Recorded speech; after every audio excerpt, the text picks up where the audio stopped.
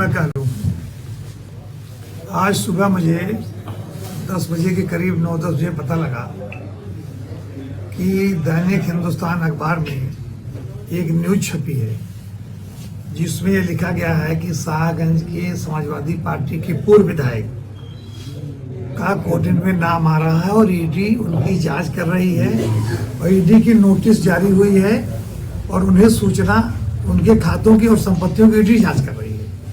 Court से संबंधित news दैनिक हिंदुस्तान अखबार में आई। जब मैं उससे पढ़ा मुझे जानकारी हुई तो मुझे बहुत हैरानी हुई और दुख भी हुआ कि अपनी टीआरपी बढ़ाने के लिए लोग इस स्तर तक गिर जाएंगे, इतने नीचे गिर जाएंगे जिसकी मैंने जीवन में कल्पना भी नहीं की थी। और क्योंकि शाहगंज से समाजवादी पार्टी के 2 पूर्व विधायक रह चुके हैं, एक कोई और रहे, एक मैं रहा हूं। आखिरी में पूर्व विधायक मैं रहा हूं समाजवादी पार्टी से, आखिरी में समाजवादी पार्टी से विधायक रहा हूं। जो मैं हार गया हूं तो मैं पूर्व विधायक हूं। मुझे ये लगा कि अगर दैनिक हिंदुस्तान अखबार को इस बात की जानकारी है कि किसी पूर्व विधायक की ईडी जांच कर रही है, उसे नोटिस दी है, उसका कोर्ट इनकम से संबंधित कोई लिंकअप मिल रहा है, उनके लेन देन खातों के मिल रहे हैं, तो उस अखबार को उस व्यक्ति का नाम भी लिखना चाहिए। नाम लिख करके अगर उसे जानकारी है तो उसे ये भी पता होगा कि इस व्यक्ति का है।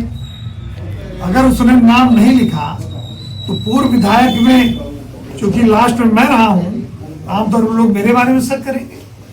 इसलिए उस घटना से, उस न्यूज से, उस सूचना से मैंने अपने आप को अपमानित महसूस किया, मैंने अपनी मानहानि समझी और मैंने तुरंत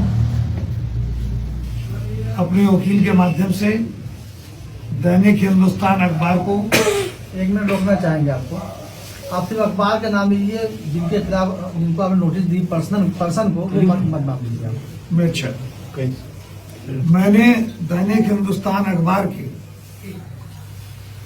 जितने जिम्मेदार लोग मेरी जानकारी में हैं, उस अखबार के सीईओ से चेयरपर्सन से लेकर उनके संपादक तक को, जिन्हें ईमेल के द्वारा भेजा जा सकता, जिन्हें ईमेल से, और जिन्हें ईमेल नहीं भेजा जा सकता उन्हें रजिस्ट्री से लीगल नोटिस आज ही कुछ लोगों को भेज दिया हूं, ईमेल वालों को भेज दिया हूं, रजिस्ट्री उनको भेजी जा रही है।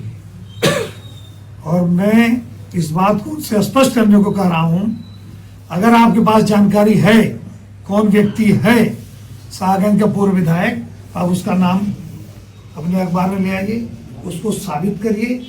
यदि नहीं है तो आपको इस तरह से किसी को भी मानहानि करने का अधिकार नहीं।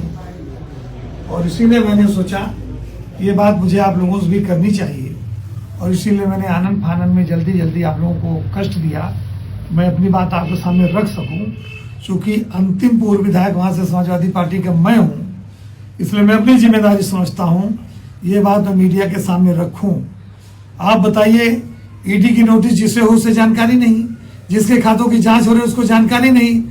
अब मैं तो इनकम टैक्स पे ही हूँ, मेरे बेटे इनकम टैक्स पे ही है, मेरे पिताजी इनकम टैक्स पे ही है, मेरी पत्नी इनकम टैक्स पे ही है, मेरे भाई इनकम टैक्स पे ही है, मेरे हस्बैंड इनकम टैक्स जमा होते हैं। इनकम टैक्स दफ्तर में जाकर आप हमारे एक कागज आज 10 साल, 15 साल, 20 साल का देख सकते हैं। मुझे पता नहीं, अखबार को पता हो गया। इसीलिए मैंने अखबार को नोटिस दी है कि आप या तो उसका खंडन करिए या तो जो है उसका नाम दीजिए। आप भ्रम की स्थिति पैदा करके किसी को अपमानित करने का अधिकार आपको किसी ने नहीं दिया है। ये बात मैं आपके माध्यम से कहना चाहता हूं, उस अखबार से कहना चाहता हूं, आप स्पष्ट करिए वो कौन सा पूर्व विधायक है जो आपकी जानकारी में, और आपके पास तथ्य है, प्रूफ है, तो आप उसको साबित करिए, उसका नाम दीजिए। नहीं तो आपको क्षमा मांगना होगा, माफी मांगनी होगी, आपको उसके लिए खेद व्यक्त करना होगा। और मैं आपके माध्यम से सरकार से मांग करना चाहता हूँ, हमारी समाजवादी पार्टी के माननीय राष्ट्रीय अध्यक्ष जी ने, हमारे सांसदगण, हमारे विधायकगण, हमारे प्रवक्ताओं ने सदन में, सदन के बाहर बार बार इस बात की मांग उठाई है, इस पूरे प्रकरण की निष्पक्षता पूर्वक ईमानदारी से जांच होनी चाहिए। लेकिन मुझे लगता है सरकार के लोग लिपापोती कर रहे हैं, निष्पक्षता से जांच नहीं कर रहे हैं। मैं आपके माध्यम से सरकार से मांग करता हूं, इस पूरे प्रकरण की निष्पक्षता से जांच करें। जिन लोगों के नाम उसमें शामिल हैं, जिनके खिलाफ एफआईआर दर्ज हुई है, जिनसे उनके लेन देन खातों में साबित होते हैं, उनके खिलाफ बिना जाति, धर्म, बिना राजनीतिक दल का भेदभाव किए उनके खिलाफ कड़ी से कड़ी कार्रवाई करनी चाहिए और करें। क्या समाजवादी पार्टी के किसी बड़े नेता ने आपसे मीडिया में खबर आने के बाद संपर्क किया, कोई बात की? नहीं, आज ही की बात है। मैंने तत्काल खुद अपनी जिम्मेदारी समझी। शाहगंज के पूर्व विधायक होने के नाते मैंने खुद अपनी जिम्मेदारी समझी और मैं अपनी तरफ से मैंने लीगल नोटिस भेजी है। मैं अपनी पार्टी के नेताओं की तरफ से नहीं मैंने भेजी है। अखिलेश जी से कोई बात आपकी हुई? नहीं, अभी कोई बात नहीं। लगातार अखिलेश जी द्वारा ये मामला उठाया जा रहा है, सोशल मीडिया हैंडल से लेकर के सदन तक में मामले उठ रहे हैं। जो उत्तर प्रदेश सरकार कार्रवाई करी उसमें उसको किस तरह से देख रहे हैं? क्या संतुष्ट है उस कार्रवाई से अब तक जो हो रही है? अभी कहाँ संतुष्ट है?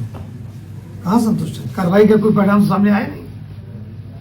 कार्रवाई का कोई परिणाम तो सामने आया नहीं, तो संतुष्ट होने का सवाल कहाँ होता है? बार बार जिक्र कर रहे हैं कि मिर्जापुर में कालीन भी है, जौनपुर में कोडीन भी है, इस तरह की बातें सामने आ रही हैं। सरकार उसके लिए स्वतः से जांच करा ले, जांच करानी चाहिए। और सरकार तो कहती है कि जीरो टॉलरेंस। अगर जीरो टॉलरेंस है तो इस तरह घटनाएं हो कैसे रही? कैसे हो रही सरकार के नाक के नीचे? सदन में मुख्यमंत्री ने इशारों में कहा था कि जांच होगी तो आपकी तरफ से भी कुछ लोग आएंगे, तो बुलडोजर चलेगा, तो चिल्लाना मत।